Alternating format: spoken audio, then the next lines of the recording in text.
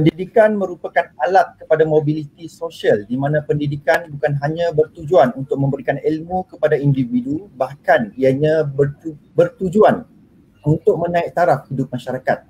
Bagi memastikan semua individu manusia mendapat akses pendidikan, United Nations pernah melancarkan kempen Education for All, iaitu pendidikan untuk semua yang memberikan semangat dan galakan kepada semua individu untuk memperoleh akses dan peluang pendidikan yang baik.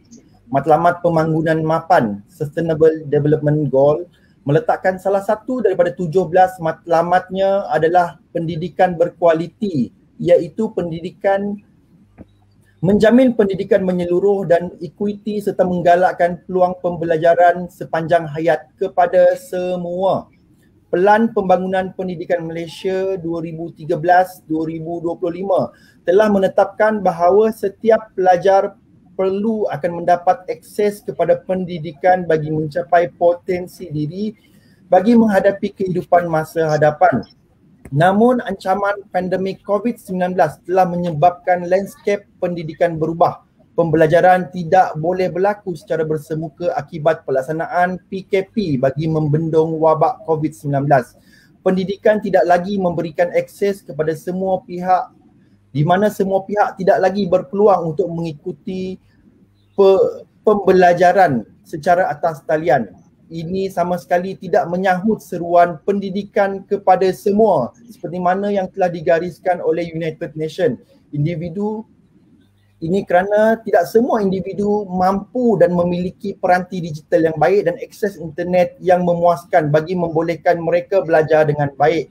Fenomena ini dah famous dan dikenali sebagai digital poverty ataupun kemiskinan digital. Jadi bismillahirrahmanirrahim. Assalamualaikum warahmatullahi wabarakatuh dan selamat malam kepada semua. Bersama saya ada dua orang panel di mana Cikgu Azura dan juga Cikgu Awang yang mewakili Cikgu Azura sebagai guru kota. Apa khabar Cikgu Azura? Khabar baik, terima kasih. Kemudian Cikgu Awang yang merupakan seorang guru di kawasan luar bandar, itu desa. Ya, apa khabar saudara Awang? Alhamdulillah baik, sihat.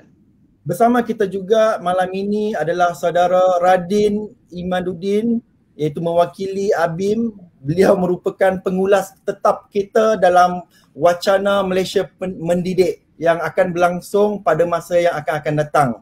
Apa khabar saudara Radin? Khabar baik, alhamdulillah. Terima kasih. Okay, InsyaAllah. Bagi memulakan sembang itu wacana kita pada malam ini, elok sekiranya kita mulakan dengan saudara Radin untuk memberikan pandangan dan ulasan mengenai tajuk kita pada malam ini. Ya, kita persilakan saudara Radin. Okay, terima kasih saudara Suwandi. Terima kasih. Program ini, siri Wacana Malaysia Mendidik ini adalah siri yang insyaAllah kita akan adakan sekerap yang mungkin. Kita cuba adakan seminggu sekali atau 2 minggu sekali. Yang mana diadakan bersama oleh ABIM, Angkatan Bilik Islam Malaysia bersama dengan Bitara Institute. Jadi insyaAllah pada malam ini adalah kali yang pertama kita akan membincangkan tajuk pada malam ini kemiskinan digital dan cabaran pendidikan musim COVID. Jadi keyword kata kunci dekat sini adalah kemiskinan digital. Kemiskinan digital ni kita dengar sebenarnya pada akhir tahun lepas apabila adun usukan Datuk Seri Dr. Saleh Keruak yang berkata miskin digital merujuk kepada individu yang tidak mahir menggunakan teknologi maklumat dan komunikasi. Dan beliau juga mengatakan seseorang itu dianggap miskin digital apabila tidak menggunakan TMK dalam dunia hari ini, dalam urusan bekerja, dalam berniaga, dalam urusan melalui dalam talian dan sebagainya. Dan miskin digital juga adalah apabila tidak ada pun peranti dan juga capaian internet yang boleh diadakan dan dilakukan dalam aktiviti harian. Maka itu istilah miskin digital. Okay? Betul di seluruh dunia sebenarnya telah pun memperkatakan tentang isu miskin digital ini, khususnya ketika kita berada dalam keadaan lockdown. Kat Malaysia kita panggil PKP, Perintah Kawalan Pergerakan. Dan ini sudah pun berlaku sejak 18 Mac 2020 yang lalu. Now, dan apabila kita cerita tentang miskin digital, pada hari ini sebenarnya sudah lebih 100 hari sekolah ditutup. Kalau saya boleh ceritakan, saya boleh bacakan semula. Kita mula tutup sekolah 18 Mac 2020. Kemudian sehingga 23 Jun, 53 hari. Kemudian 7 November sehingga 18 Disember, 30 hari. Kemudian habis akhir tahun, kita bermula 20 Januari dan dijangkakan sehingga 18 Februari kita akan tutup sekolah. Maksudnya kita dah 105 hari kita akan sekolah ditutup. Dan pada waktu itu, sekolah akan dijalankan secara PDPR, pengajaran dan pembelajaran di rumah. Ini istilah baru juga yang kita belajar pada tahun ini, PDPR. Dan bila cakap tentang PDPR ini pula, ada beberapa mod kaedah PDP yang mana kita maklum, iaitu yang pertama dalam talian, yang kedua luar talian, dan ketiga luar kawasan. Online, offline dan offsite. Jadi ini kaedah-kaedah yang digunakan untuk PDPR. Now, isu yang kita akan bincangkan pada hari ini, pada malam ini ialah cabaran untuk cikgu-cikgu meneruskan persekolahan dalam konteks PDPR ini. Sebab kita banyak kita tengok wacana-wacana dekat TV Arus Perdana, dekat TV-TV internet ni banyak wacana tentang isu ini. Tapi pada malam ni kita nak dengar daripada dua pandangan perspektif cikgu bandar, cikgu di kota dan juga cikgu di kampung, cikgu di desa. Seorang mengajar di bandar, seorang mengajar di desa. Seorang mengajar sekolah rendah, seorang mengajar sekolah menengah. Seorang mengajar di Semenanjung, di tengah-tengah bandaraya Kuala Lumpur. Seorang lagi mengajar di Borneo, di Sarawak. Jadi kita nak dengar pandangan ini. Okey, Saudara Sawandi, silakan.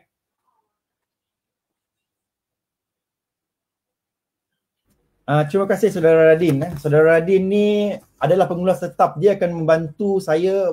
Saudara Radin diminta bolehlah untuk mentolong, mencelah dan juga membantu moderator dalam tanya. Kalau boleh tanya soalan kepada panel-panel kita pada malam ini Okey, jadi memulakan pusingan pertama kita pada malam ini, kita nak tanya kepada Cikgu Zura apakah yang cikgu faham mengenai kemiskinan digital ni? Mudah je soalan dia. Okey, Cikgu Zura, apa yang Cikgu Zura faham mengenai kemiskinan digital? Saudara Wandi selaku moderator, dan terima kasih kepada penganjur Bitari Institute dan juga ABIM dalam memberikan platform Malaysia Mendidik nombor 1 ini. Saya rasa saya wajar memberikan ucapan tahniah ini kerana sukar kita nak bertemu dengan suara guru-guru. Maka inilah yang sebenarnya yang berlaku. Mungkin saya mewakili semua, mungkin ada pandangan yang bersifat peribadi, tapi pada malam ini insyaAllah kita cuba mencari solusi dan memberikan harapan Kalau boleh harap-harap ada juga wakil KPM yang mungkin ada malam ini bersama kita dan terima kasih kepada rakan-rakan yang hadir, terutama daripada Sekolah Kebangsaan Taman Melawati 2, kawan-kawan perjuangan saya di luar. Okey, terima kasih Wandi. Miskin digital Sebelum ni kita dengar tentang miskin bandar miskin nutrisi macam-macam istilah miskin itu. Jadi sekarang terma miskin digital ini kita jarang guna lagi walaupun sebenarnya apa yang terkandung dalam cakupan pemahaman makna miskin digital itu sebenarnya dah difahami oleh semua. Lebih-lebih lagi kepada semua pemegang taruh dalam ekosistem pendidikan di Malaysia. Tadi ada disebut Radin dah mengulas dengan baik di awal tadi tentang makna miskin digital tentang tahu ke tidak. Okey, ayat mudah cikgu tahu ke tidak apa itu digital, apa itu teknologi dah tahu. Yang kedua, ada keupayaan tak nak guna. Tahu tak nak eksplorasi segala aplikasi ataupun apa saja bahan yang dan kemahiran yang perlu digunakan dalam teknologi digital, terutamanya dalam proses pengajaran dan pembelajaran. Dan yang ketiga tentang akses. Kita cakap tentang akses hari ini, panjang kita boleh cakap selepas ini tentang akses. Akses itu kepada internet itu satu, dan akses kepada kemudahan digital itu sendiri dapat ke tak beli tablet dapat ke tak beli, telefon bimbit dapat ke tak beli, komputer riba dan sebagainya.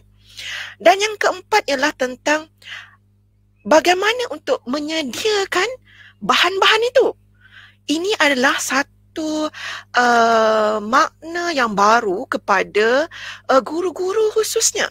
Ya, kita kena sedar hal ini kerana guru-guru yang berada di lapangan sekarang ini rata-ratanya datang daripada generasi-generasi yang kita duduk di maktab dulu, di Institut Pendidikan Guru dulu, tidak mendapat latihan yang mencukupi dalam dalam menggunakan ruang-ruang digital ini.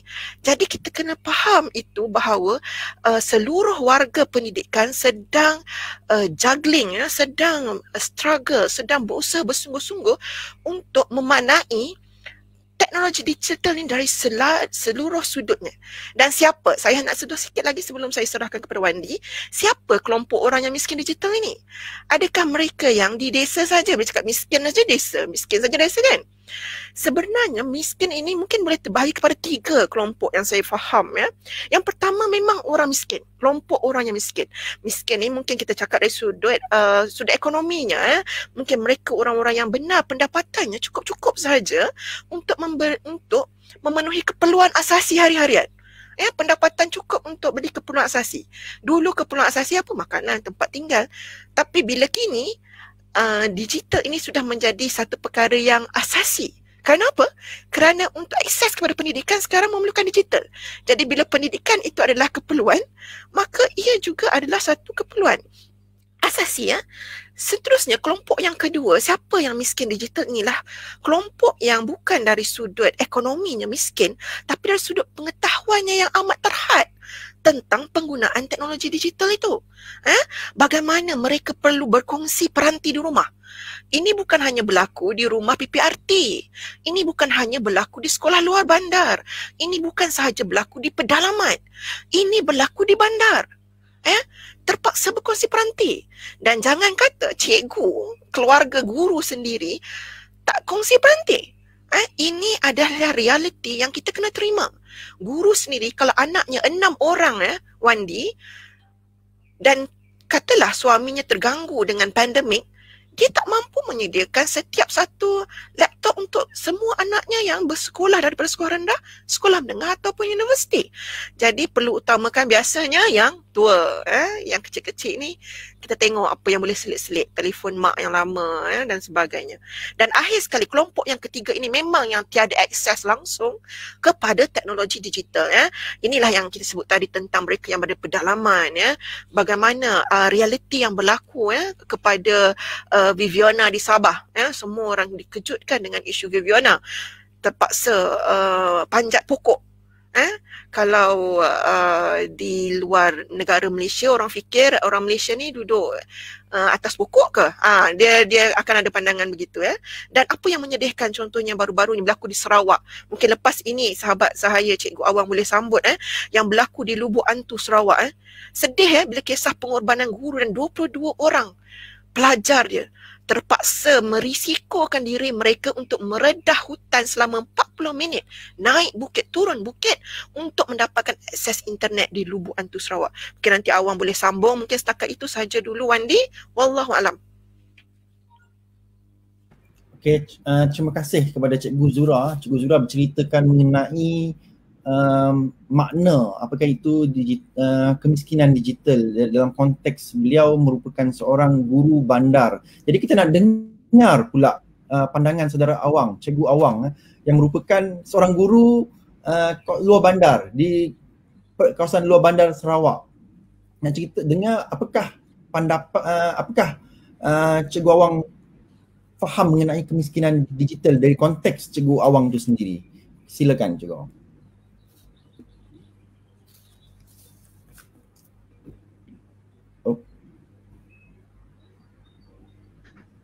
Pertama sekali Alhamdulillah, Assalamualaikum saya ucapkan dan terima kasih kita ucapkan juga kepada pihak Institut Pitara dan ABIM kerana telah menjayakan program pada hari ini.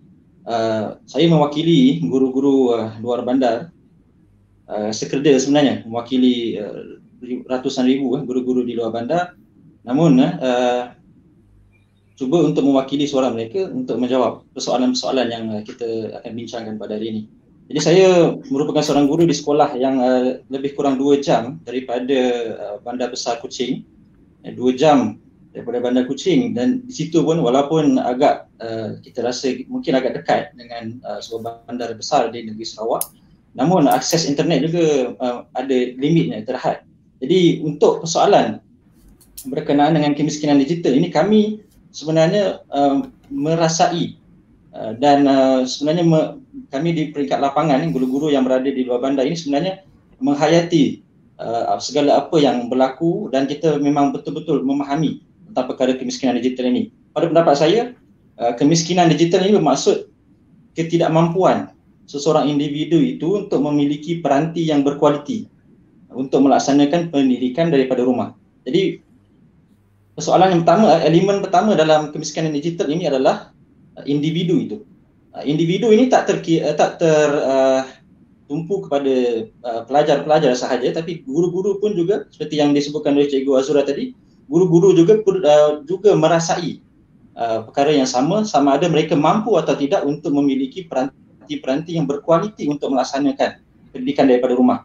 Dan kita juga ada limitasi daripada sudut perkongsian peranti digital ini bersama dengan anak-anak dan sebagainya, ahli keluarga yang juga memerlukan peranti-peranti ini untuk melaksanakan pendidikan mereka. Jadi elemen pertama adalah individu itu sendiri yang tidak tertakluk kepada student saja, pelajar saja, tapi juga merangkumi semua golongan yang memiliki masalah ini. Yang kedua adalah peranti, kemampuan untuk memiliki peranti yang berkualiti.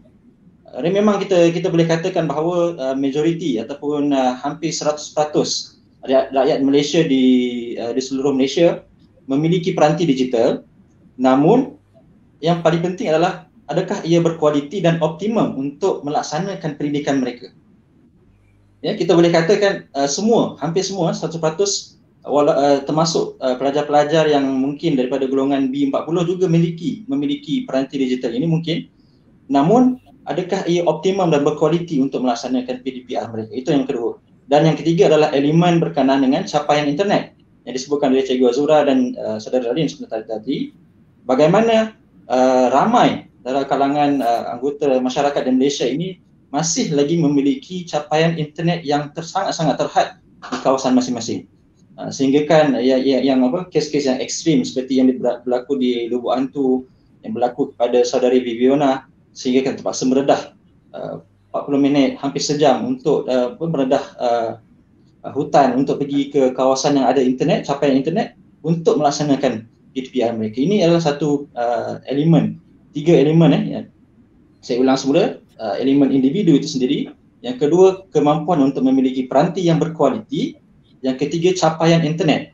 Dan saya juga, kami juga merasai pengalaman yang sama bila mana walaupun hanya 2 jam jaraknya daripada sebuah bandar yang besar di negeri Sarawak, namun ramai pelajar-pelajar, murid-murid yang memang langsung tidak memiliki capaian internet dan line Celcom ke Maxis ke Digi pun memang langsung tak ada. Itu adalah satu realiti yang berlaku. Jadi itu jawapan saya untuk soalan yang pertama daripada Safandi. Terima kasih. Okey, terima kasih saudara Awang. Saudara Awang menceritakan dalam konteks beliau, dan dia sama juga menceritakan mengenai masalah individu, sama ada dia tak ada peranti ataupun mungkin capaian internet itu tidak sampai ke kawasan tersebut. Jadi kita nak dengar ulasan daripada saudara Radin yang merupakan pengulas tetap kita pada malam ini. Jadi dengar bagaimanakah saudara Radin dah cerita pasal capaian internet, dah cerita pasal ni tadi. Jadi saudara Radin. Jadi kita dengar daripada kedua-dua cikgu kita konsisten dua isu yang nampaknya selari. Yang pertama peranti, yang kedua isu capaian internet, yang ketiga adalah tentang akses kepada bahan pembelajaran yang memberi kesan kepada murid dan juga cikgu itu sendiri, dan akhirnya kepada ibu bapa. So ni konsisten kita dengar daripada dua panel kita tadi. Dan sebenarnya jurang pembelajaran maya ni macam mana dapatan data. Jadi saya bacakan sedikit dapatan data LPPKN. Wandi boleh mute tak? Ada bunyi gema lah. Ya, saya teruskan data daripada LPPKN menyatakan 42% berhadapan dengan isu internet yang perlahan. 42%. 4 daripada 10 ataupun kalau matematik dia 2 daripada 5 ada masalah capaian internet. 50% kata sukar belajar di rumah disebabkan gangguan. Maksudnya PDPR boleh berlaku dekat rumah, tapi ibu bapa kata 50%, separuh kata tak boleh, ada banyak gangguan. Okey. Tanya ibu bapa pula, 60% ibu bapa tak dapat bimbing pembelajaran anak-anak disebabkan tugas kerja masing-masing. Maknanya anak-anak memang on their own. Ini adalah kali pertama anak-anak sekolah rendah ke sekolah menengah ke, kalau sekolah menengah mungkin dah remaja, tapi sekolah rendah ni dia on their own. Kena berdikari sendiri dengan cikgu. Parent tak boleh nak bantu sangat. Yang ketiga, apa lagi data dia? 36% menyatakan kesukaran untuk mendapatkan bahan pembelajaran. Apa lagi? Yang ketara dan amat membimbangkan. Tahun lepas YB Kulai ada menyatakan bahawa 1.7 juta pelajar yang tidak mempunyai sama ada telefon pintar, tablet atau komputer peranti yang menjadi prasyarat untuk mereka belajar dalam talian. Okey, so ini data, bukan cakap LPPN cakap dan juga daripada Dewan Rakyat cakap. Jadi benda ni data yang jelas bahawa this is a real issue, isu yang sebenar-benarnya berlaku. Baik, cumanya kita nak tanya juga cikgu-cikgu kalau boleh ulas lepas ni ialah akhirnya walaupun dalam PDPR tu ada 3 mod, online, offline dan offsite, tetapi akhirnya yang menjadi fokus kepada pembelajaran kebanyakan guru-guru adalah online. Jadi nak tak nak online inilah isunya. Jadi kena selesaikan. Saya percaya cikgu-cikgu ada pengalaman untuk menjalankan offline dan juga offsite. Tapi boleh lepas ni kita dengar pandangan daripada cikgu-cikgu pula lepas ni. Okey, Safwandi silakan.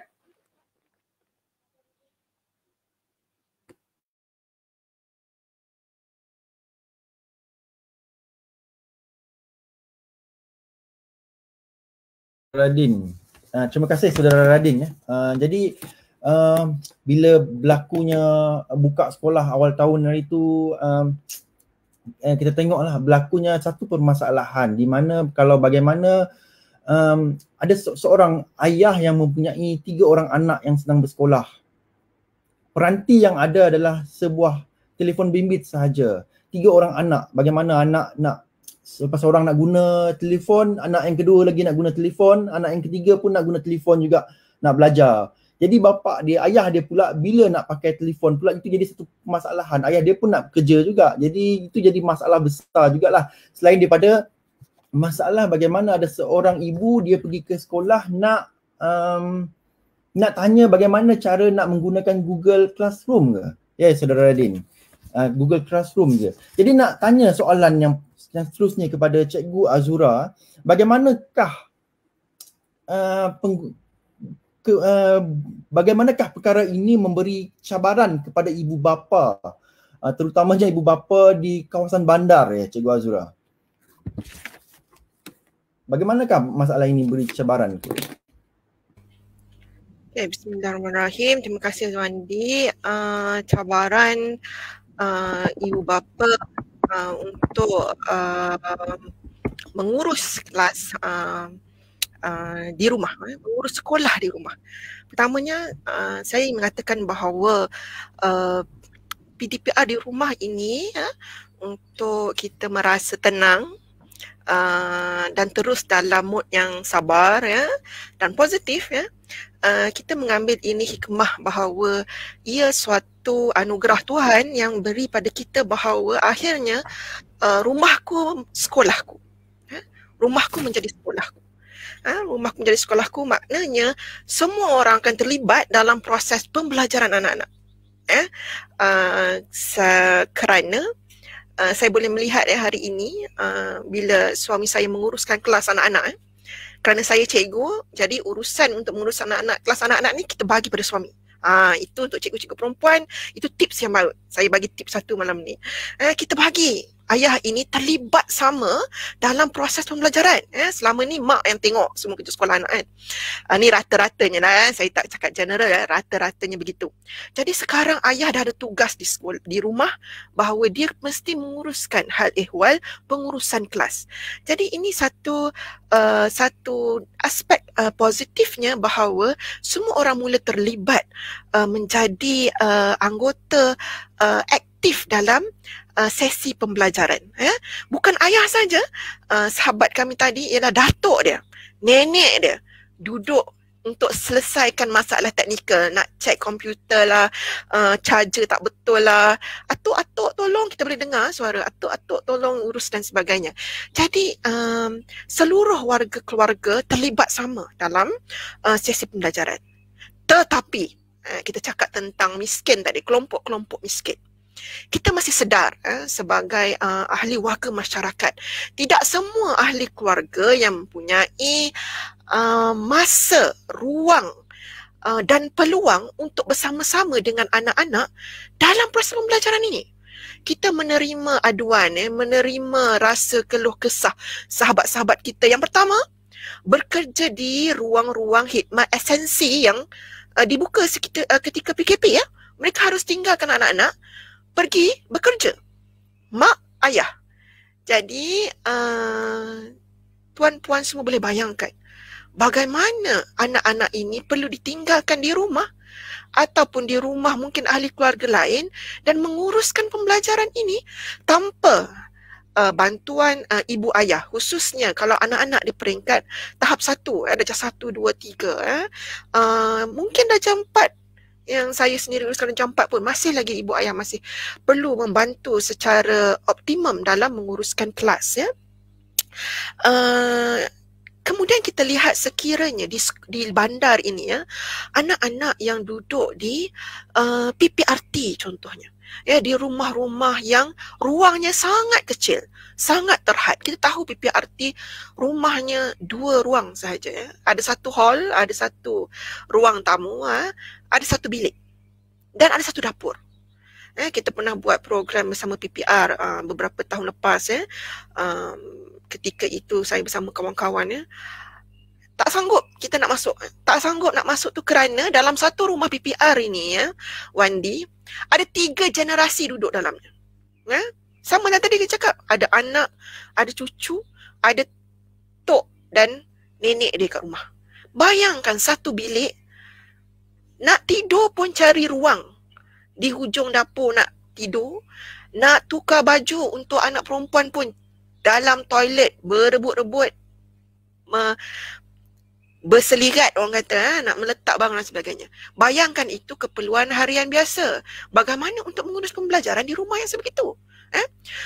Pagi tadi saya bersama dengan sahabat-sahabat daripada Pepias dan juga Puan Martinelli daripada UIA, kita fikirkan bagaimana nak bantu golongan anak-anak golongan tercicir di Gombak. Kita fikir-fikir nak buat di ruang pusat komuniti di PPR contohnya. Tidak mendapat kebenaran, tak mendapat kebenaran. Setengah-setengah kawasan majlis bandaran tak izinkan. Puan Martinelli ini rujuk kepada balai polis. Kita nak gunakan universiti contohnya, ada ruang. Boleh tak kita pasang tempat yang khusus untuk anak-anak yang tercicir ini bersekolah? Polis kata tak boleh, kita tak boleh bagi peluang. Walaupun kita kata dengan SOP sebagainya, polis kata tak boleh. Dengan hibahnya, Puan Martinelli cakap tadi, jadi Encik sarjan, macam mana anak-anak ni bersekolah? Tak tahulah, Puan fikirlah. Polis pun dah give up. Dia kata macam mana? Sedangkan education is essential. Pendidikan adalah wajib, perlu dicapai. Jadi itu antara perkara-perkara yang perlu dihadapi oleh rata-rata latar belakang keluarga yang terpaksa dilalui bila menghadapi PDPR di rumah. Jadi sebagai guru, kalau sekadar guru, kalau saya sekolah di bandar, kita boleh mudah kita punya expectation kita, anak murid sekolah kita, Alhamdulillah. Macam sekolah saya setiap hari capaian kalau masuk kelas online itu kehadirannya 100/110. Yang tak datang itu tak sampai 5%. Jadi rata-ratanya kita boleh puas hati. Tapi bagaimana dengan sekolah dan pinggir bandar? Jadi ini yang kita sangat susah hati dan kita sangat mengharapkan Kementerian Pendidikan Malaysia memikirkan bahawa ini bukan isu bandar luar bandar, ini isu akses yang sangat crucial. Wallahualam, nanti jadi panjang lagi, kita boleh tambah dalam soalan yang selepas ini. Silakan Wandi. Okay, terima kasih Cikgu Zura atas penjelasan mengenai cabaran yang berlaku dalam kemiskinan digital ini terhadap apa kita dengar satu terma baru pada malam ini, rumahku sekolahku, di mana rumah pun semua ibu bapa ada lepas ini ada peluang untuk jadi guru kepada anak-anaknya sendiri. Ya, memang betul lah pendidikan itu bermula daripada rumah. Jadi saudara awang, kalau zaman dulu kita nak pergi universiti barulah mak ayah kita berfikir nak beli komputer riba ke, nak beli komputer ataupun nak beli telefon bimbit kat kita. Tapi sekarang ini dah berubah. Tak perlu pergi universiti pun mak ayah nak fikir anak nak masuk sekolah pun kena fikir macam mana nak beli. Ada dulu, zaman dulu mak ayah kena jual tanah nak belikan komputer supaya anak dia boleh memiliki peranti komputer supaya anaknya mudah untuk belajar di universiti. Tapi sekarang ini dah meluas dah. Budak sekolah pun kena memikirkan, mak ayah pun kena memikirkan nak jual apa pula ni, nak beli komputer kepada anak kita. Kalau tak komputer, tablet lah, tablet paling-paling pun 1,000 lah. Telefon bimbit pun 1,000. Jadi saudara awang, cikgu awang nak tanya bagaimanakah cabaran dalam mengajar remaja ataupun anak-anak di kawasan luar bandar ini? Apakah anak-anak juga berdepan dengan cabaran yang sama?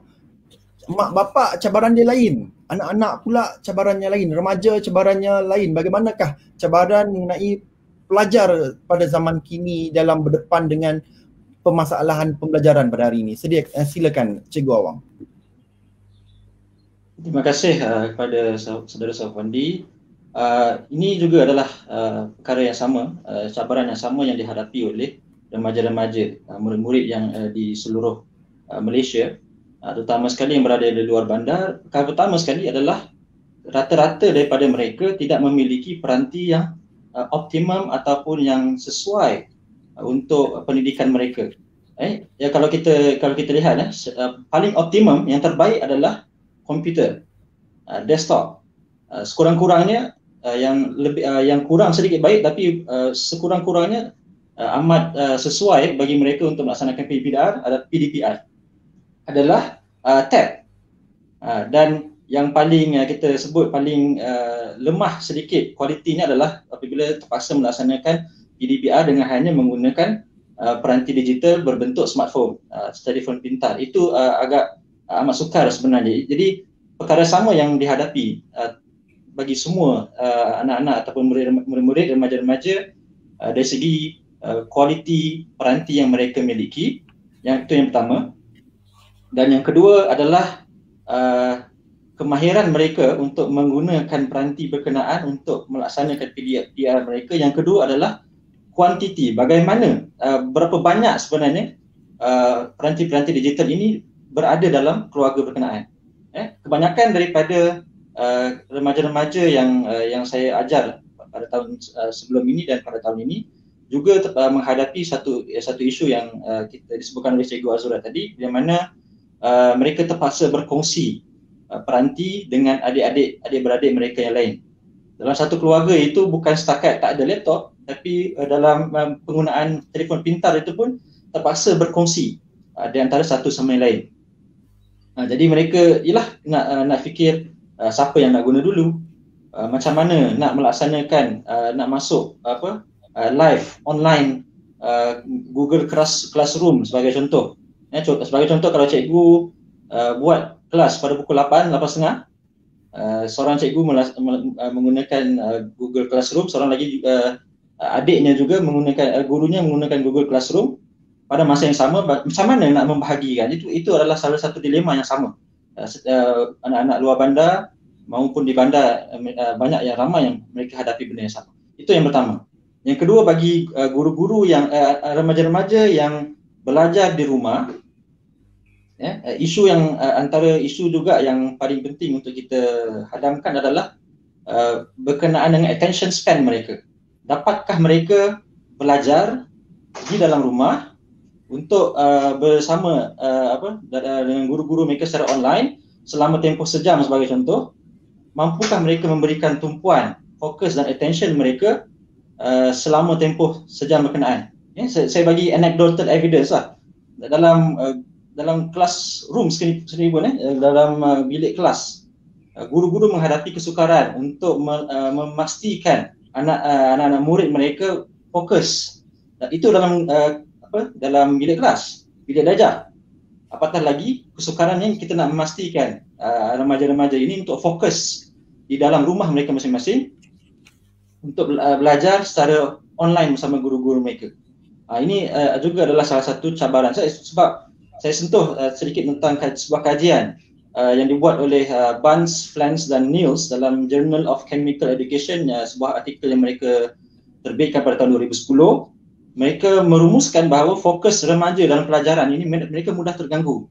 Selang beberapa minit saja mereka akan terganggu fokus mereka apabila mereka melaksanakan dalam kelas yang secara fizikal. Jadi kita boleh bayangkanlah betapa lebih berkali ganda tumpuan mereka terganggu disebabkan mereka tidak lagi dalam classroom yang fizikal, tapi sekarang ini berada dalam digital classroom.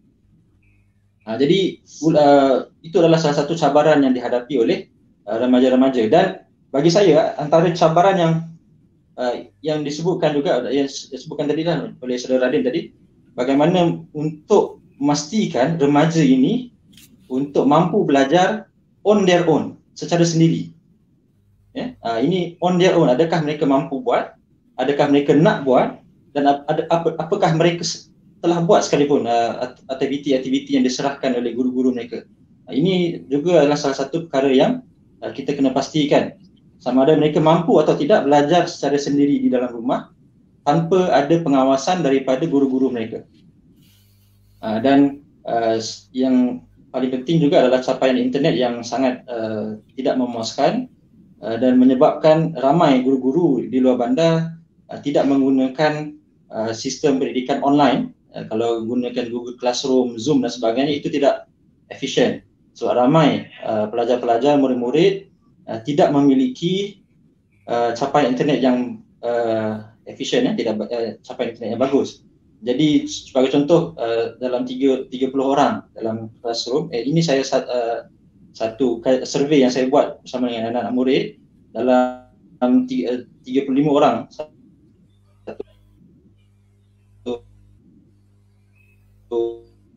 kelas yang betul-betul memiliki capaian internet yang baik. Selebihnya menghadapi masalah capaian internet yang sangat-sangat terhad. Jadi akhirnya anak-anak murid dan guru-guru terpaksa lebih kreatif dalam melaksanakan PDPR mereka, dan ramai guru-guru yang di luar bandar tidak dapat menggunakan live secara online, Google Classroom, Zoom dan sebagainya. Itu adalah out of their league disebabkan oleh capaian internet yang terhad. Jadi kebanyakannya hanya menggunakan offline dan offsite. Itu adalah cabaran yang dihadapi oleh remaja-remaja dan guru-guru yang berada di luar bandar.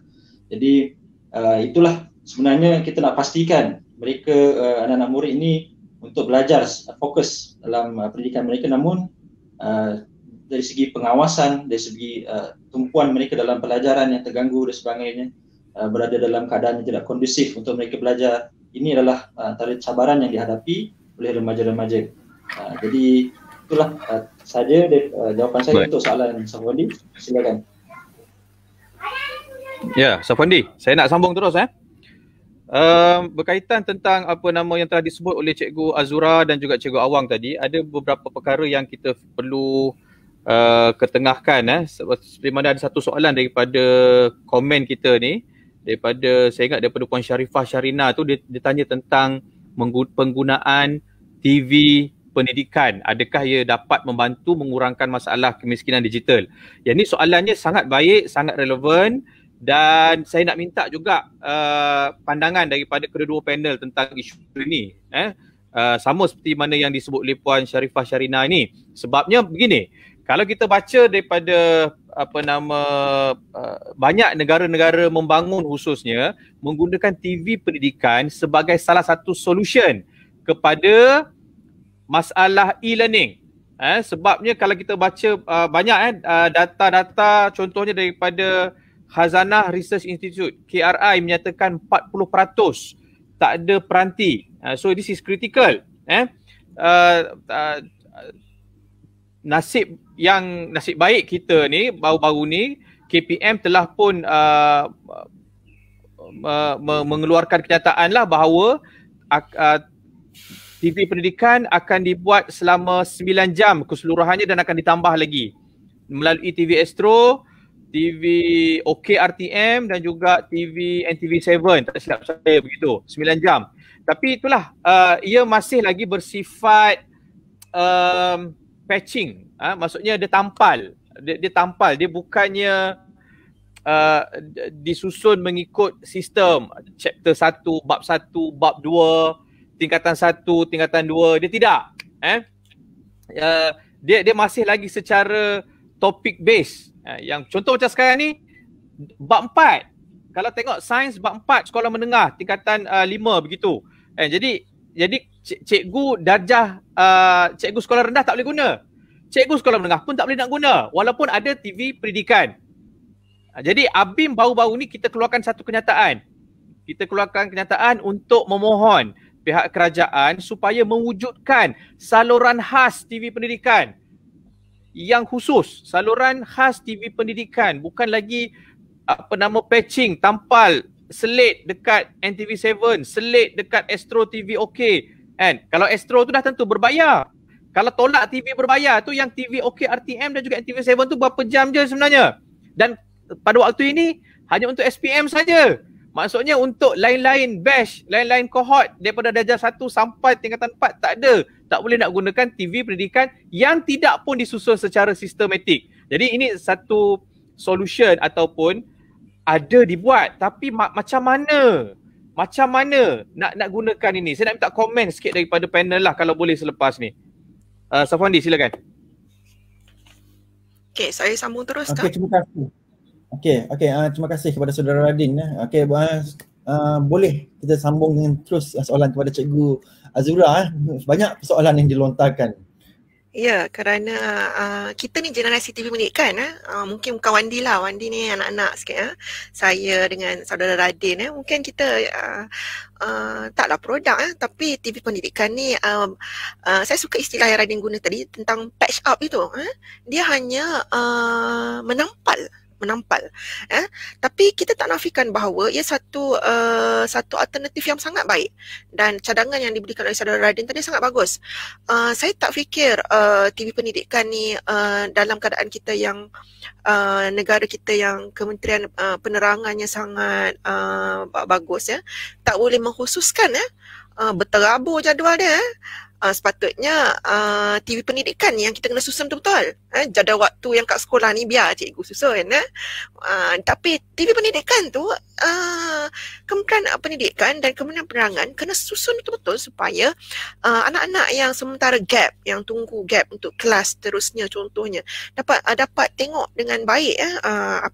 Kerana kita kena faham makna pendidikan di Malaysia ini pandangan saruannya berbeza dengan makna pendidikan di negara-negara membangun. Kenapa negara membangun boleh meletakkan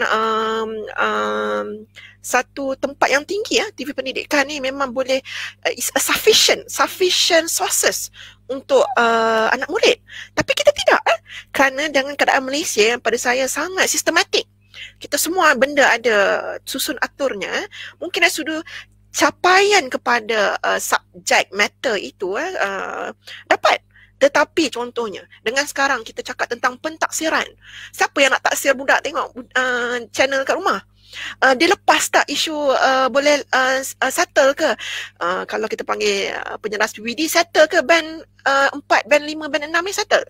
Jadi pentaksiran bagaimana ia berlaku? Pemantauan bagaimana ia berlaku dengan keadaan ini adalah pandemik, musim bencana.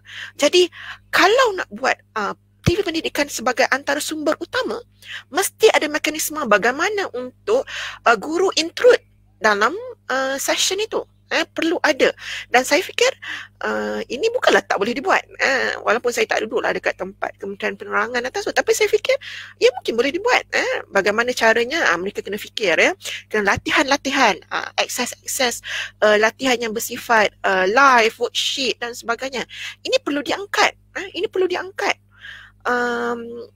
Yang paperless, latihan-latihan yang paperless, tidak menggunakan pensel, kertas dan sebagainya. Ini boleh dibuat dan mungkin menyenangkan. Masalah utamanya ialah kalau kita tak boleh kontrol netizen di Malaysia ini, dia akan datang baliklah isu cikgu-cikgu makan gaji buta. Dia akan pergi ke situ. Jadi nak buat itu kena kemas pengurusan TV pendidikan yang seperti dicadangkan oleh saudara Radin sebentar tadi. Terima kasih Wandi. Mungkin Cikgu Awang. Okey, berkaitan dengan TV pendidikan ini, ya memang kita akui sangat berguna dan sangat bermanfaat kepada anak-anak murid ya. Ya kita hargai usaha yang dilakukan oleh pihak Kementerian Pendidikan Malaysia untuk cuba untuk melaksanakannya, tapi juga persoalan yang sama kita perlu huraikan bagaimana untuk menjadikan TV pendidikan ini lebih sistematik dan tersusun supaya kita boleh kumpulkan rancangan TV pendidikan ini dalam sebuah rancangan yang khusus, sebuah session yang khusus, bukan yang kita letakkan di TV3, TV1, TV2, TV2 dan sebagainya. Perlu ada satu rangkaian yang khusus, sebuah channel yang khusus untuk TV pendidikan. Jadi ini sebenarnya perkara yang sangat penting untuk anak-anak murid melaksanakan PDPR di rumah. TV pendidikan ini perlu lebih tersusun dan bersistematik. Itu yang pertama. Dan persoalan yang kedua juga adalah bagaimana murid-murid ini dapat fokus dan mengumpulkan sepenuh perhatian mereka, dan bagaimana pula kita menafsirkan ataupun buat pentafsiran. Adakah murid-murid ini betul-betul dapat memahami apa yang telah mereka pelajari dalam TV pendidikan sebagai contoh. Dan yang seterusnya adalah bagi anak-anak murid, pelajar-pelajar yang memiliki ibu bapa yang sedang bekerja, bagaimana mereka memantau, adakah mereka mampu memantau atau tidak anak-anak mereka, adakah mereka betul-betul belajar, adakah mereka betul-betul memanfaatkan TV pendidikan yang dilaksanakan ini. Semua ini terpulang kepada kemahuan murid itu sendiri. Itu yang pertama, itu yang kedua. Dan juga kita juga memerlukan kerjasama ibu bapa untuk memastikan anak-anak mereka ini mampu untuk memanfaatkan TV pendidikan ini dengan sebaiknya. Jadi pemantauan ibu bapa sangat penting. Walau bagaimanapun, ini juga persoalannya adalah bagaimana ibu bapa yang sedang bekerja, kedua-duanya bekerja untuk memantau anak-anak mereka sama ada mereka mampu untuk memanfaatkan TV pendidikan itu dan sebagainya. Dan antara cadangan yang kita mungkin boleh laksanakan adalah perlu ada lebih interaktif. Rancangan-rancangan TV pendidikan ini perlu lebih interaktif. Bagaimana ada sumber yang disebutkan oleh Cikgu Azura tadi, paperless. Bagaimana murid-murid itu boleh download sumber-sumber yang di dalam TV pendidikan itu secara download ke dan sebagainya, dan mereka juga boleh download aktiviti-aktiviti atau soalan-soalan daripada hasil daripada TV pendidikan kena. Jadi banyaklah kita boleh cadangkan untuk TV pendidikan ini, namun kita hargai apa yang diusahakan buat masa sekarang. Terima kasih. Okey. Ya. Wani nak cakap ke? Ya. Saya tanya dulu, saya nak cakap dulu. Baru-baru ni dululah pembelajaran digital ni bukanlah benda yang baru sebenarnya dekat Malaysia ni. Sebelum adanya Google Classroom ni, kita dah ada satu digital learning yang dulu namanya VLE Frog, betul Saudara Radin? VLE Frog. Kemudian betul. Pergi ke Google Classroom dengan Digital Learning Initiative Malaysia, DELIMA. Ya. Jadi tapi ni dah lama sebenarnya. Dah lama, tapi kenapa baru-baru, dah lama sebelum COVID lagi dah ada DELIMA dan Google Classroom ni. Tapi kenapa baru ni je bila kita belajar dekat rumah sebab PKP ni, tapi jadi permasalahan dan cabaran, bukan permasalahan sangat tapi cabaran kepada guru, ibu bapa dan juga anak-anak ni. Padahal benda ni bukan benda yang baru, benda yang dah lama dah 5-6 tahun dulu dah pakai dah VLE-Frog.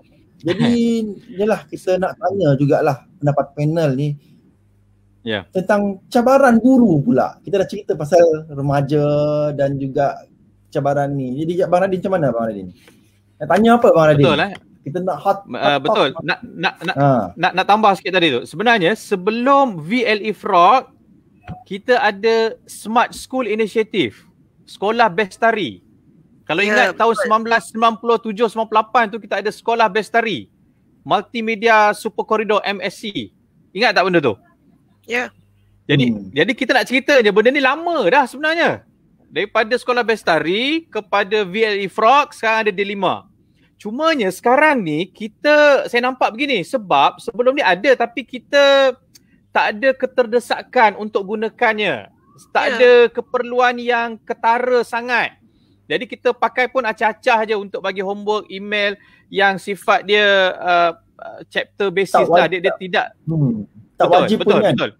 Betul. Okay, now itu dulu. Tapi sekarang ni untuk way forward, yang kita nak tanya Cikgu Azura ni, macam mana kita nak bantu cikgu-cikgu kita untuk lebih positif, lebih optimis dalam menggunakan online learning, PDPR yang pelbagai mod, kaedah offline dan offsite, yang akhirnya kita boleh make do apa yang kita ada dalam sekitar kita ni. Maksudnya taklah jadi perengos, asyik nak komen, asyik nak sedih, asyik nak kan. We have to move forward. Nak tak nak kita kena bergerak ke hadapan. Jadi nak tanya, kesan emosi ni ketara. Mungkin Cikgu Zura boleh cerita sikit tentang kesan emosi sikit. Kemudian terus kepada macam mana untuk kita tolong cikgu-cikgu kita dan ibu bapa di luar untuk move ke hadapan, bergerak ke hadapan dengan lebih positif dalam keadaan cabaran pendidikan musim COVID ni. Silakan Cikgu Azura. Baik, terima kasih Saudara Radin. Ya, kita bercakap tentang kesan mental emosi PDPR ini ya, kelas dalam talian, luar talian. Bukan dalam talian saja, tapi luar talian juga ya, memberi kesan mental dan emosi kepada semua pemegang taruh kita, murid, ibu bapa, guru.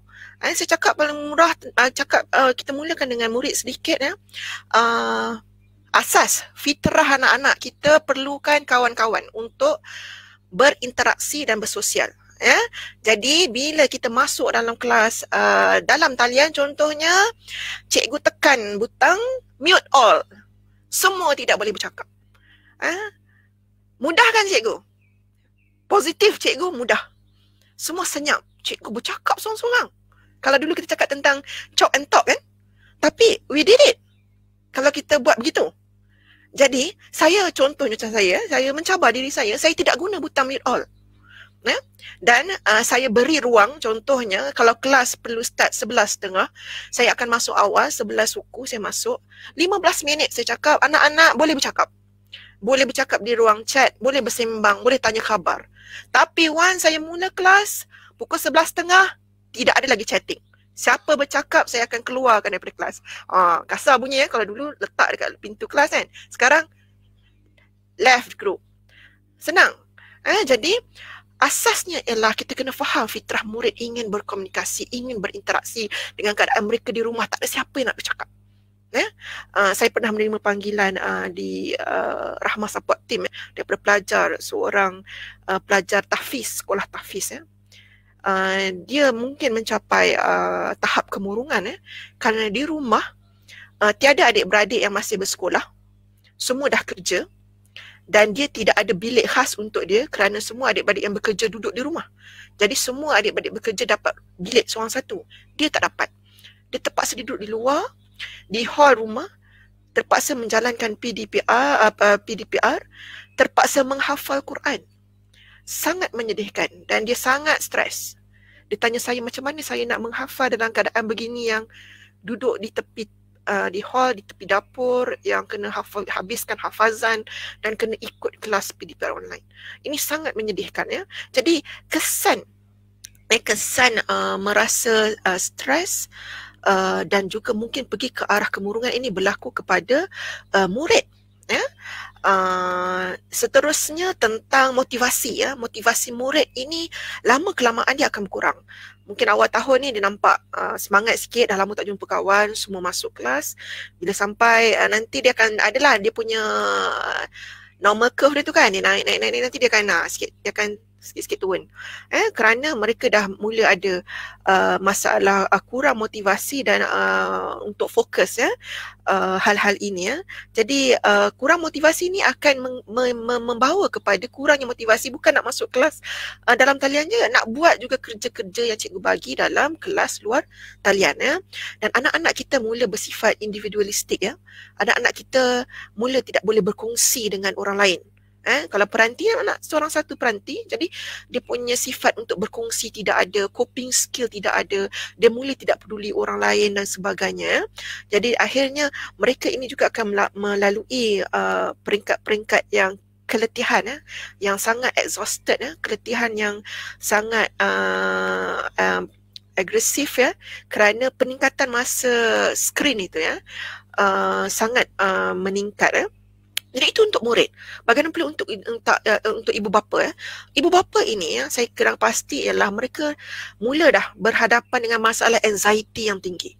Ya, anxiety iaitu kegelisahan kegelisahan yang tinggi. Kenapa? Setiap hari kena check jadual ni macam mana, esok kerja di mana, yang tak mahir guna Google Classroom pun lagi nak check subjek di mana, nak kena hantar due date bila. Bukan anak fikir ni mak ayah yang nak kena fikir. Jadi anxiety semakin tinggi ya. Anxiety dia boleh rasa dengan tangan mula berpeluh dia mula berdebar-debar hatinya, dia tak boleh nak urus perasaan-perasaan itu. Dan bayangkan bagaimana kalau anxiety ini berlaku pada ibu bapa yang juga guru. Ya, ini mengganggu perasaan dia yang dia sedang mengajar, tiba-tiba anak yang kecil sebelah yang dia kena jaga ada dekat tepi. Ya, bagaimana cikgu-cikgu nak menghadapi keadaan ini sangat merisaukan kita ya, kerana hakikatnya PKP anak-anak berada di rumah. Itu kita kena premis awal yang kita kena terima. Seterusnya isu keselamatan cyber ini akan menimbulkan anxiety yang tinggi kepada mak ayah. Yang tahu pasang parental control dekat Google, ya okey. Yang tak tahu pasang, yang tak tahu macam mana nak monitor, dia akan menimbulkan masalah. Dan kepada guru pula, kesan-kesan emosi kepada guru. Dia akan mula dengan stres. Stres dengan pengurusan rumah tangga dan pengurusan kelas sebagainya. Dan pengurusan stres ini akan bertambah kronik sekiranya kita mula pergi ke manual 2.0 nanti. Bila waktu 7.30 pagi sampai 1 tengah hari, kita kena monitor kelas kita sendiri. Daripada dulu 3 subjek sehari, sekarang dah jadi 5 subjek sehari. Anxiety semakin tinggi, stres semakin tinggi. Kalau cikgu, dia akan jadi burn out. Kita dah mula terima tanda-tanda cikgu rasa nak berhenti kerja dan sebagainya. Jadi trend ini sudah ada. Trend ini sudah mula ada. Dan kita tak nak cakap bila dah jadi teruk, cikgu semua burn out, baru kita nak cari solution. Kita kena pergi kepada preventive measures. Kena kepada bagaimana untuk supaya ini tidak terjadi. Dan masalah yang sikit lagi sebelum habis tadi, ialah masalah sleep deprivation ini. Kurang tidur ni. Semua orang tahu, bukan semualah, cikgu dia tahu banyak mana masa yang perlu dia invest, laburkan nak menghasilkan bahan PDPR. Cikgu yang rajin, yang bersemangat sikit, yang nak buat video sendiri, 2 hari tuan-tuan dan puan-puan, 2 hari itu nak buat video sendiri. Kalau nak guna pula video orang lain, 1 hari nak faham, nak cerita balik macam mana, nak stop, nak pause video kat mana, nak gunakan masa itu untuk explanation macam mana. Persediaannya sangat rapi ya. Dia tak macam kita masuk kelas biasa. Ini hakikat yang kita kena terima. Jadi cikgu-cikgu kena bersengkang mata, siang uruskan rumah tangga, keluarga, malam stay up. Kalau dulu malam cikgu-cikgu ni ramai tidur awal sebab esok pagi 7.30 kena pergi sekolah. Lain ni pukul 12.30 kita boleh sembang dengan kawan-kawan sebab nak siapkan bahan. Jadi cycle ini dia sangat bagus sebab cikgu-cikgu Malaysia ni sangat committed. Tapi dari sudut masalah emosi dan masalah nanti kesihatan fizikal, kita perlu lihat brsama-sama bagaimana nak menguruskan hal ini. Dan akhirnya bagaimana tips untuk menjadi guru yang berkesan. Saya letak beginilah Wandi dan sahabat-sahabat panel ya. Guru-guru ni akan berkesan ya sekiranya mereka ini tahu yang mereka ini dipercayai. Itu asas. Ya, they are trusted to do the responsibility untuk menjalankan pendidikan.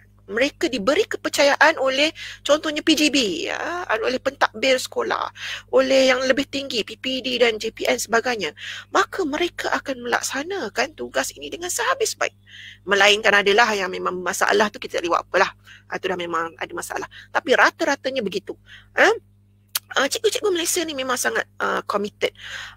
Kita dah terbukti dengan kajian yang dibuat oleh Cambridge Assessment International Education, Cambridge International, mengatakan bahawa Malaysia antara 10 negara terbaik di dunia yang menjadikan tugas kependidikan ini adalah tugas yang sangat disukai, digemari, dan semua cikgu-cikgu yang menjadi guru sangat sayang dengan profesionnya.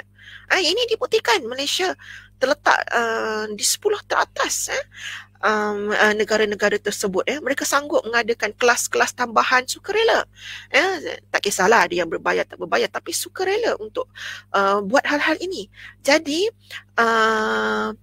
pihak berwajib yang lebih atas yang mempunyai punca kuasa ini seharusnya mengurangkan stres ataupun beban emosi fizikal guru-guru ini dengan meletakkan garis-garis kepada hal-hal yang remeh dan rumit yang boleh diuruskan oleh sekolah contohnya. Tak semua perlu disentralisasikan. Ada perkara yang boleh diuruskan oleh sekolah. Kita dah jalankan sekolah ini bertahun-tahun. Kita ada cikgu yang berpengalaman, cikgu yang baru pun sangat bersemangat untuk belajar kemahiran-kemahiran baru. Jadi ini sepatutnya diangkat. Yang seterusnya ialah kalau dulu kita sebut tentang PLC dulu PLC ni tak mendapat sambutan sebab kita ada perasaan yang awak nak tengok aku mengajar, aku nak tengok hang mengajar. Itu ayat utara dia. Sekarang ini bukan kata cikgu saja boleh tengok cikgu mengajar.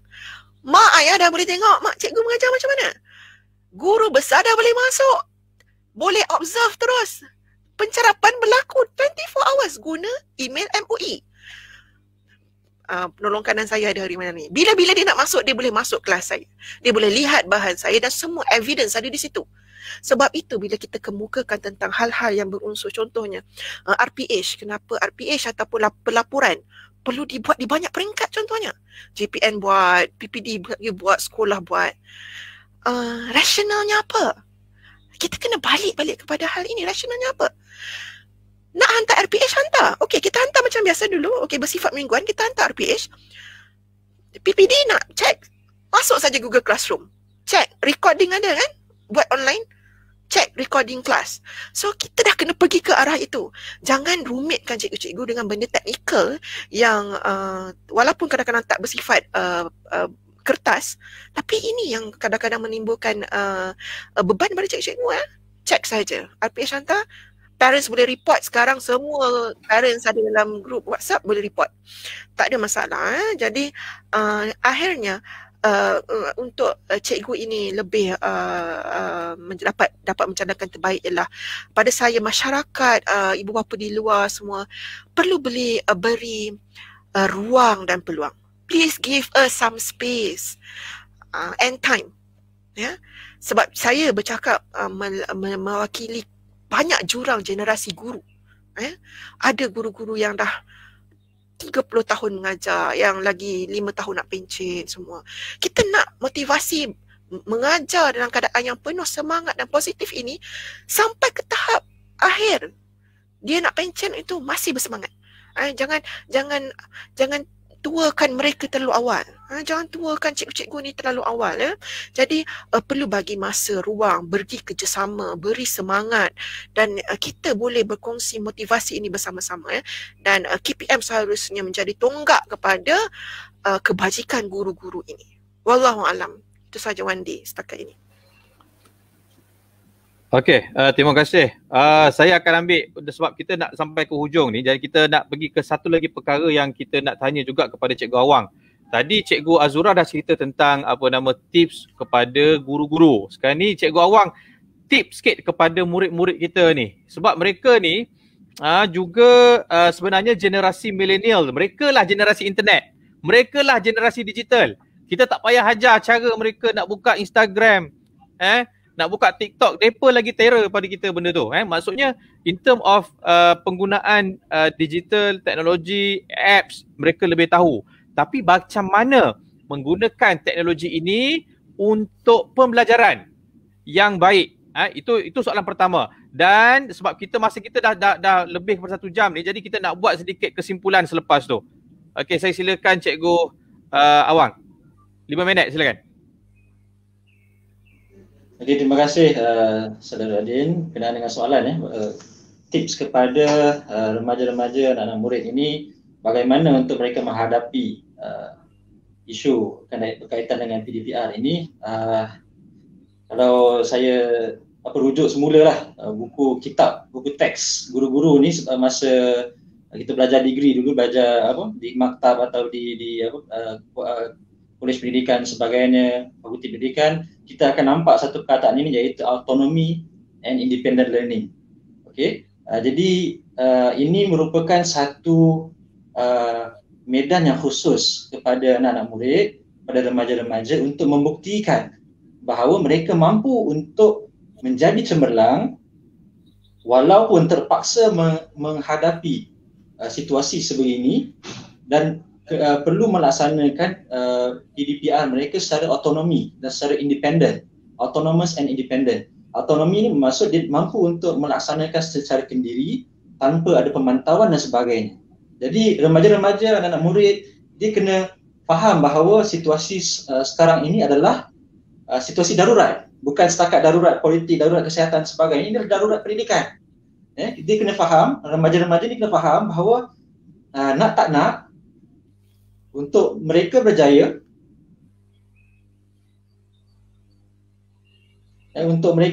mereka perlu untuk mengusahakan pendidikan mereka secara kendiri dan tanpa ada sebarang pemantauan ibu bapa. Itu yang sangat penting. Mereka perlu secara autonomous. Dan yang kedua, mereka perlu bersifat proaktif dan melaksanakan inisiatif secara peribadi untuk belajar. Ini yang saya research yang saya kemukakan pada masa degree saya dulu. Untuk cemerlang di dalam bahasa Inggeris, bahasa Inggeris, saya sebagai guru bahasa Inggeris, untuk mereka cemerlang dalam bahasa Inggeris, mereka perlu ada pembacaan dan pembelajaran sendiri secara kendiri, sekurang-kurangnya selama 30 minit atau sejam di rumah. Bukan setakat di dalam kelas tapi juga di rumah. Ini yang penting. Dan juga kita juga harapkan kepada ibu bapa agar turut sama membantu dan memberikan kerjasama kepada anak-anak ini, terutama sekali memberikan mereka kemudahan yang sewajarnya sekiranya mampu, dan memberikan mereka sokongan dan dorongan untuk mereka terus bermotivasi untuk melaksanakan pendidikan mereka. Itu saja, saya serahkan semula kepada Saudara Radin. Terima kasih kepada Saudara Awang. Kita dah bercerita lama dah malam ni, bercerita pasal cabaran kemiskinan digital dan juga cabarannya dalam musim COVID ini, cerita pasal peranti, pasal bagaimana generasi milenium ini diorang lahir-lahir je dah tengok telefon. Anak saya lahir-lahir je dah lahir baru umur setahun dah tengok TV, dah nampak telefon dan sebagainya. Zaman kita dulu mungkin tak jumpa tu dululah, kita main seremban dan main congkak dululah. Tapi nak ceritakan bahawa bagaimana zaman sekarang ni muridnya lagi advance, lagi cekap menggunakan teknologi. Itu pun ada kecelaruan dalam nak enroll Google Classroom ni, sampaikan lebih daripada separuh tak enroll lagi. Saya khawatir, takut-takut tahun ni tak kira tahun dia. Barangkali kalau tahun 1 tak kira, tak pandai, tak reti baca lagi. Tahun 5 tu barangkali tak sedar yang tahun depan dia nak tahun 6 dah. Itu nak ceritakan. Jadi nak pengakhir pusingan kita malam ini, kita nak bagi sedikit khulasah lah daripada panelis kita. Nak cakap apa yang kita nak sampaikan kepada penonton-penonton kita malam ini. Takut-takut kalau kita tak sampaikan benda tu, kita tengyang-nyang tak boleh nak tidur malam ni. Jadi kita mulakan dengan Cikgu Azura lah nak menyampaikan kulasah selama lebih kurang 2 minit ni. Silakan Cikgu Azura. Okay, terima kasih Wandi. Nasib boleh cakap 2 minit Sahabat saya boleh cakap 5 minit, saya boleh cakap 10 minit juga Tapi please bear with me kerana sebelum kita mengakhiri sesi malam ini kita pergi balik kepada esensi pendidikan itu dan juga fungsi sekolah. Kita rata-rata masyarakat Malaysia perlu melihat semula makna sekolah dan memberi makna semula kepada sekolah dan juga pendidikan itu. Kita kena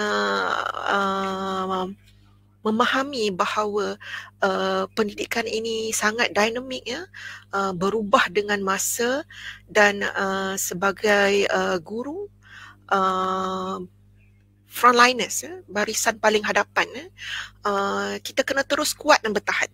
Saya sangat menyeru kawan-kawan, sahabat-sahabat pendidik, guru-guru di sekolah rendah, sekolah menengah, kita semua dalam sekitar 420,000 guru-guru satu Malaysia. Kita perlu menyokong, memberi sokongan, menjadi bahu satu sama lain untuk melalui pasca masa pandemik dan juga pasca selepas ini dengan sebaik mungkin.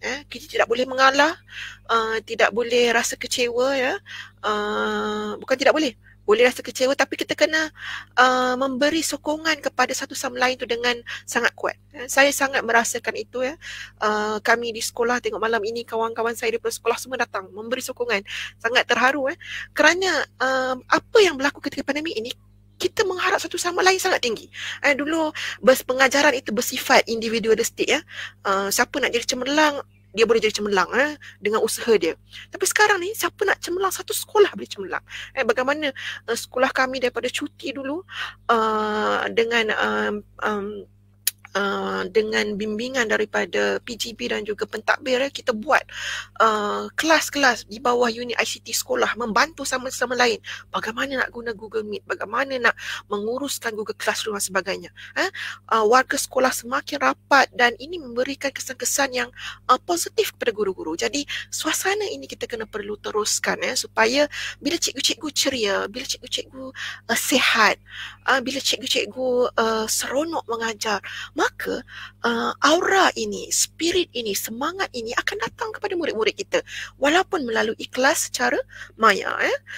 Itu yang pertama. Yang kedua, kita perlu membetulkan sikap kita, sikap yang tepat kepada apa cabaran yang berlaku dalam pendidikan zaman ini. Kita perlu ada sikap yang tepat. Walaupun netizen cakap apa ke, walaupun KPM keluarkan dasar macam mana pun, sikap kita sebagai guru, klien utama kita, tugas utama kita ialah untuk mendidik dan membimbing anak bangsa kita. Walaupun banyak kajian-kajian telah dibuat tentang bagaimana akan berlakunya the lost generation itu, ataupun nanti Saudara Radin mungkin akan menyingkap di hujung acara kita, tetapi saya fikir dengan sentuhan guru itu yang boleh berlaku walaupun di alam maya akan memberi kesan besar kepada anak-anak murid kita.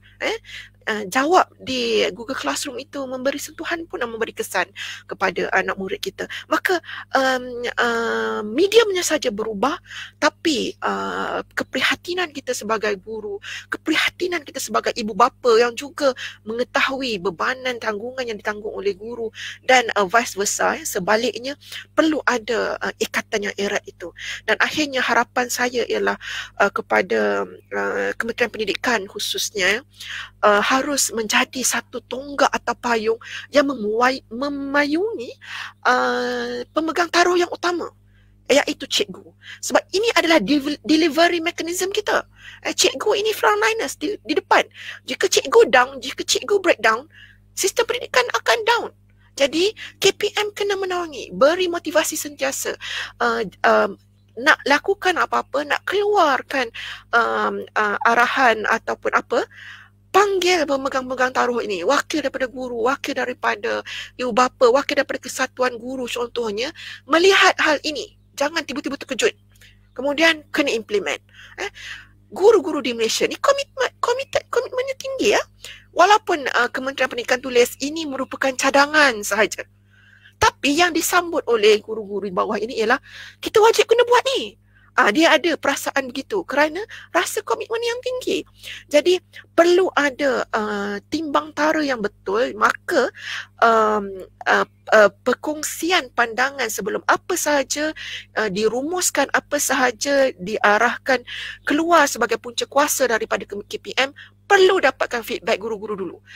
Dalam zaman sekarang ini tak ada alasan untuk, tak ada ruang untuk kita membincangkan hal ini kerana 416,000 guru di Malaysia ini, mereka mengenali setiap hati dan jiwa anak-anak murid mereka, iaitu 5 juta murid Malaysia ini yang kita tak boleh melakukan kesilapan yang remeh dan menggadai masa hadapan mereka, insya-Allah.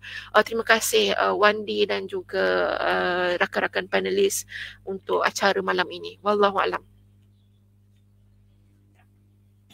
Terima kasih kepada Cikgu Azura atas kulasah yang disampaikan tadi. Jadi kepada penonton, kita pada ramai penonton pada malam ini, jadi kita mohon untuk klik like dan share video ini, dan juga jangan lupa untuk like video like Facebook Abim dan juga Facebook Bitara, dan di mana kita akan mengadakan siri-siri wacana Malaysia Mendidik pada siri yang seterusnya untuk membincangkan isu terkini dan juga yang panas mengenai pendidikan masa kini.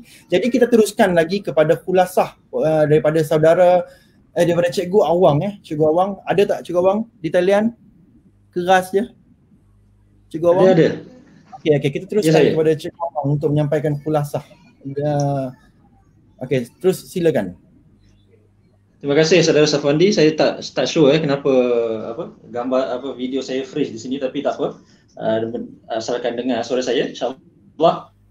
Mungkin sedikit penutup ataupun conclusion daripada saya untuk para guru, kita teruskan support each other, kita sokong sesama sendiri, dan please kita berikan kerjasama dan sokongan kepada guru-guru rakan-rakan kita, dan semua anggota masyarakat juga perlu memahami apa yang dialami oleh guru-guru maupun anak-anak mereka. Jadi kita memahami antara satu sama lain, dan peranan persatuan guru-guru juga ini sangat penting.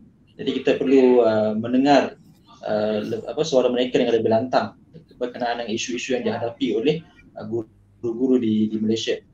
Jadi sebenarnya kita yakin bahawa guru-guru di Malaysia ini memang amat committed, dan seharusnya anggota masyarakat dan stakeholders, terutama sekali pihak pentadbir, perlu berikan ruang kepada guru-guru dan murid-murid untuk melaksanakan dan memperbaiki PDPR mereka. Itu pasti, sebab kita faham bahawa guru-guru ini kebanyakan guru-guru memang tidak pernah ada belajar berkenaan dengan PDPR, macam mana mengajar secara online dan sebagainya. Saya sendiri pun graduan di pendidikan, Fakulti Pendidikan pada tahun 2017. Silibus saya daripada tahun 2013 sampai 2017, 4 tahun tak pernah belajar PDPR secara khusus. Jadi ini adalah satu proses pembelajaran sendiri bagi guru-guru. Kita guru-guru pun sedang belajar. Jadi anggota masyarakat, ibu-ibu bapa dan pihak tadbir perlu memahami kekangan-kekangan ini, dan kita pasti guru-guru amat committed untuk melaksanakan gerak kerja mereka secara penuh committed, insya-Allah. Dan itu saja daripada saya. Terima kasih kepada Bitara Institute dan Abim atas sebutan pada malam ini. Terima kasih. Wallahu a'lam. Okey, kita persilakan kepada rakan moderator saya, Saudara Radin, untuk memberikan untuk menutupkan terus perbicaraan wacana kita pada malam ini. Tutup terus Saudara Radin. Okey, terima kasih Wandi. Sebagai kesimpulan kita pada malam ni, saya akan memberi ulasan dan rumusan secara keseluruhan, dan yang ada 3 perkara besar yang saya ingin bicarakan dan untuk take away message kita pada malam ni. Yang pertama, kita dapat tahu bahawa apabila kita cerita tentang kemiskinan digital dan cabaran pendidikan musim COVID ini, kita sedang berhadapan dengan perubahan paradigma untuk bergerak daripada passive learning kepada active learning. Daripada pembelajaran pasif kepada pembelajaran aktif. Dekat sini memang jelas. Sebab apa? Sebab generasi kita memang generasi exam oriented. Kita nak tolak pun memang itulah hakikatnya negara kita ni. Jadi bila kita jadi cikgu, kita tengah struggle untuk memastikan anak-anak kita PDPC. Istilah pun yang baru kita gunakan baru dalam beberapa tahun. Pemudahcaraan dan pembelajaran. Pembelajaran dan pemudahcaraan, PDPC. And tiba-tiba datangnya PDPR. Dalam sejarah pendidikan di Malaysia tidak ada lagi ijazah PDPR diberikan kepada cikgu-cikgu kita, baik yang baru maupun yang lama. Tak ada. Jadi tidak ada pun dalam kalangan kita yang begitu mahir untuk beranjak daripada pedagogi kepada cybergogi. Daripada pedagogi kepada cybergogi. No one. Tidak ada. Jadi ini adalah satu cabaran yang besar yang mana menambah kepada kemiskinan digital yang ada itu. Bukan sekadar kepada muridnya, kepada sekolahnya, tapi juga kepada cikgu-cikgunya ini. Therefore, point kita apa? Kita perlu bersedia, kita perlu positif terhadap perkara ini. Yang kedua, saya nak ceritakan juga tentang kesimpulan pada malam ini adalah tentang soal autonomi dan juga pemusatan kuasa. Ini Cikgu Azura sebut tadi tentang autonomi, sentralisasi kuasa, pemusatan kuasa. Ini sistem yang kita ada daripada di Malaysia. Sistem pendidikan Malaysia memang begitu. Kita memusatkan segala keputusan dasar kita daripada KPM kepada JPN, kepada PPD, kepada sekolah. Itulah sistem yang kita gunakan sejak dulu. Tapi dalam keadaan sekarang ini, kita memerlukan paradigma yang baru. Bukan sekadar cikgu, mungkin kita perlu lontarkan. Mungkin ini dah tiba masanya KPM untuk bergerak daripada sentralisasi kepada desentralisasi. Sebab autonomi ni bukan cikgu dan murid-murid je kena belajar. Kerajaan pun, KPM pun mungkin dah tiba masanya untuk memikirkan, memberikan autonomi yang lebih kepada sekolah, JPN untuk bertindak dalam menguruskan hal-hal yang tertentu yang boleh dibincangkan lah. Mungkin daripada operasi, mungkin dari segi keuangan, mungkin dari segi pelantikan guru dan sebagainya. Itu kita boleh bincangkan, tetapi wacana itu perlu dimulakan pada waktu ini. Bukan menambah micromanage. Maksudnya KPM biar sekadar makro manage, pengurusan secara makro, bukan secara mikro sampai nak tentukan jadual. Saya ingat ini akan menjadi isu. Sebab bila kita tengok dalam media sosial pun, apabila kerajaan dah keluarkan manual PDPR 2.0 ini, banyak kedengaran pelbagai suara-suara yang tak enak. Baru saja sebentar tadi, malam tadi, saya terbaca kenyataan daripada NUTP, National Union for Teaching Profession, yang menyatakan kekecewaan mereka kerana mereka tidak dijemput ataupun mereka tidak dikonsult terlebih dahulu. Ini adalah stakeholders. Cikgu adalah stakeholders kepada keguruan. Jadi ini dah tiba masanya yang mana kita rasa kecewa. ABIM terkejut apabila cikgu tidak dikonsult untuk aktiviti-aktiviti terkait kecikguan. Jadi ini perkara yang kita perlu fikirkan dan mungkin cabaran ini juga disahut oleh pihak kementerian. Dan akhir sekali tentang learning to live. Learn to live together. Bersedia untuk belajar hidup bersama-sama dengan COVID. Nampak macam keras bunyinya. Tapi apa ceritanya tu? Dalam kehidupan kita sekarang ni, kita kena menerima hakikat bahawa COVID ada di sekeliling kita. Kita na'udzubillah, kita tolak, janganlah kita terjangkit. Dan untuk kita menerima vaksin yang paling awal kita dengar hujung Februari. Dan untuk 80% vaksin untuk berkesan, dia kena ada herd community. Dan sekurang-kurangnya 80% yang divaksin barulah ada kekebalan itu. Jadi nak sampai 80% masyarakat kita divaksin mungkin mengambil masa setahun. Jadi sekurang-kurangnya setahun kita perlu berhadapan dengan suasana seperti ini. 2-3 hari lepas Singapura ada keluarkan kenyataan kepada rakyat Singapura bahawa mereka akan berhadapan dalam norma baru ini sekurang-kurangnya 5 tahun. Tuan-tuan, Singapura kata 5 tahun. Itu Singapura. Yang negara kecil itu kata 5 tahun. Tapi kita Malaysia ni sudah tentu saya jangkakan negara yang jauh lebih besar daripada Singapura, yang lebih rencam daripada Singapura, maka mungkin memerlukan masa yang lebih panjang. Maka kita kena bersedia untuk hidup bersama-sama dengan suasana yang baru, norma baru ini untuk tempoh yang lebih panjang. Dan generasi yang kita akan hadapi masa akan datang ini bukan lagi generasi milenial. Generasi yang kita akan berhadapan ini bukan lagi generasi milenial. World Economic Forum baru saja mengeluarkan satu laporan, memberikan satu istilah yang cukup strategik, cukup taktikal lah saya fikir. Apa istilah digunakan? Generasi yang kita akan hadapan ini, yang kita belajar ini namanya generasi pandemials. Generasi pasca pandemik. Generasi pandemials. Generasi yang sangat tercabar. The scarred generation, generasi tercalar, yang mana guru-guru perlu ada kekuatan emosi yang luar biasa hebatnya sebab untuk terus memberi didikan dan bimbingan kepada generasi pandemial ini daripada konteks emosinya, daripada konteks fizikalnya sudah tentu, dan untuk masa hadapan mereka. Mereka ini adalah generasi yang sangat-sangat perlu diberikan perhatian, yang mana kita pada waktu ini adalah cikgu-cikgunya.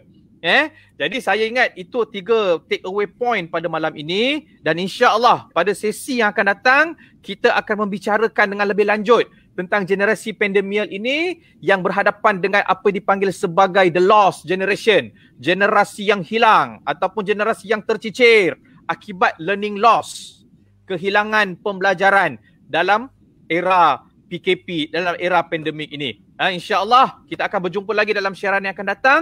Terima kasih kepada penonton-penonton semua, dan insyaAllah kita berjumpa lagi dalam siaran yang akan datang dalam Wacana Malaysia Mendidik siri yang kedua, membincangkan tajuk Pandemials, The Lost Generation. Saya ingat sampai di sini dulu. Terima kasih kepada semua panel, Cikgu Azura, Cikgu Awang, rakan moderator Saudara Safwandi. Kita jumpa lagi. Assalamualaikum warahmatullahi wabarakatuh. Waalaikumsalam.